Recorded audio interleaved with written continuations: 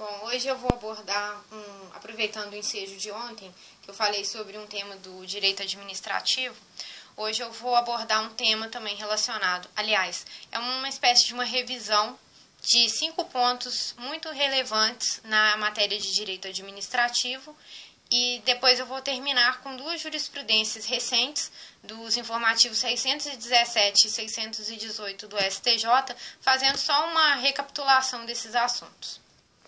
Bom, em primeiro lugar, vamos falar sobre a exception ad implet contractus aplicado na seara administrativa. É uma aplicação diferida, tendo em vista que, em regra, o particular ele é obrigado a tolerar os atrasos e o inadimplemento do poder público, ao contrário do que acontece com os contratos em geral, na seara civil, onde, uma vez que uma parte não cumpre aquilo que está determinado a ela no contrato, a outra parte também não é obrigada a dar seguimento. Para o poder público, isso funciona diferente. Quem contrata com o poder público deve tolerar o seu inadimplemento por um prazo de até 90 dias, somente podendo suspender o fornecimento ou a prestação de serviço depois de ultrapassado esse período, tendo em vista os princípios da continuidade e da indisponibilidade do interesse público. Segundo ponto, a questão dos serviços públicos e o inadimplemento do usuário. Quando o usuário ele fica inadimplente, o poder público pode cortar, as concessionárias também podem cortar o fornecimento de serviços essenciais?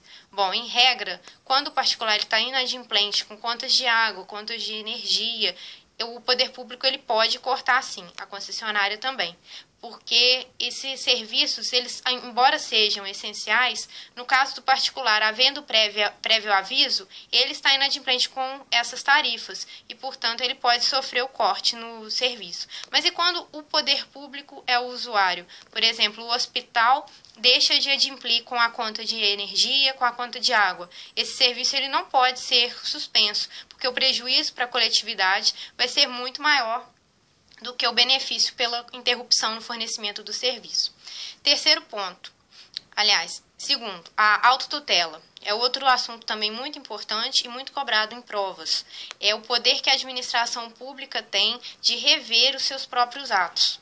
Ela não depende da provocação no Poder Judiciário. Ela própria, em si mesma, pode analisar se aqueles atos estão atendendo aos interesses ou se eles estão eivados de algum vício de legalidade.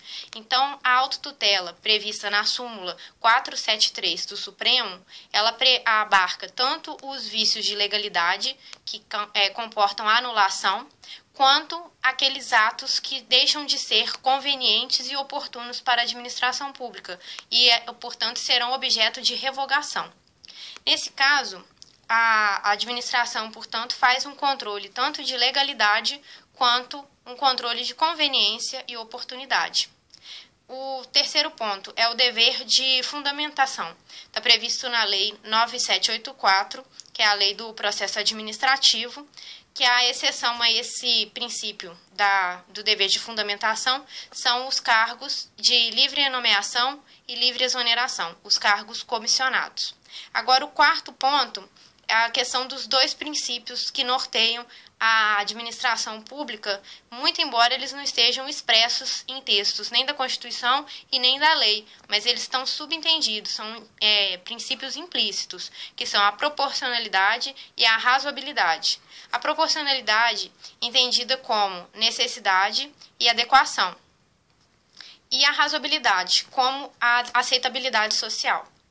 Agora, por último, só para encerrar, a questão que eu mencionei das jurisprudências. São 2 que foram muito interessantes, porque elas causam até um pouco de espanto para quem vê da primeira vez. Uma está no informativo 617 do STJ, essa já vem confirmando o entendimento que é, de uma certa forma, pacífico nessa corte, e que prevê aqueles aprovados em concurso público, mas que demoram a receber a sua nomeação, ou aquilo que se chama de nomeação tardia em concurso público, ela não acarreta o dever de indenização, ou seja, não há um direito à percepção dessa remuneração ao longo do período em que o candidato deveria ter sido nomeado e não foi, para compensar aquela nomeação. porque ele não trabalhou e, portanto, não vai receber. E o segundo ponto é o informativo 618 do STJ, que fala sobre os empréstimos consignados e os servidores militares. Essa daí foi uma decisão que realmente espantou, tendo em vista que o STJ ele já vem mantendo uma linha de descontos, autorizando a margem consignada em 30%, tanto para servidores públicos quanto para trabalhadores seletistas. Essa margem ela talvez possa até ser ampliada a 35%, quando isso é feito para abarcar as dívidas decorrentes do cartão de crédito, mas o rotativo. Mas isso daí não foi o entendimento aplicado para os servidores militares, em que, pasmem, chega a se autorizar 70% a margem consignável dos servidores militares, embora a Lei 10.820 e a Lei 8.112, no caso essa última para os servidores públicos, e a anterior, 10.820, para os seletistas, elas autorizem o desconto na proporção de 30%, no caso dos servidores militares, como eles são regidos por um regime jurídico próprio, essa autorização ela ultrapassa os 30%, invertendo a proporção. Na verdade, o servidor público, enquanto ele só pode ser descontado em 30%, o militar ele pode chegar a 70%, ou seja, ele terá que viver com os 30% restantes. Bom, era isso que eu queria falar, tomei muito tempo, imaginei fazer um pouquinho menor, mas fica para uma próxima e continuar outros assuntos.